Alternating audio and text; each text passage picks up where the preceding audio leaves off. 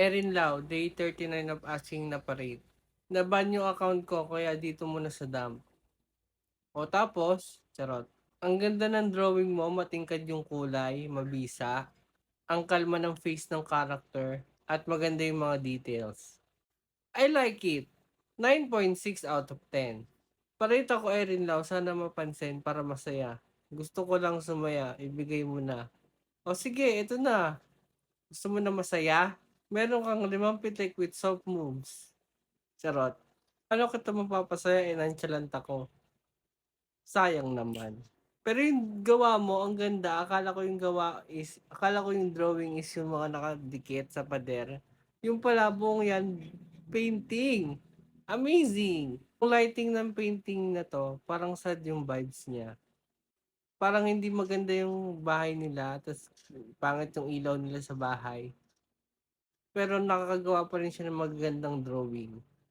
Nice message. At dahil dyan, I will rate this 10 out of 10.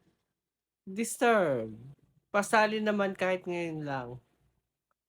O wag ka na sad, Fred. Ito na i-rate na natin. Gusto kong mag-try ng ganyang drawing. Parang chrome something. Feeling ko kasi madali lang siya. Parang madali lang siya pero maganda yung outcome. Alam niyo yun? Gets niyo ba? Kasi kung titignan natin, para lang siyang simple shapes, 'di ba? Pero 'pag malayo, ang ganda, parang realistic, something. Amazing. I will rate this 9.7 out of 10. Pa-rate din ako, Erin Lau, please po.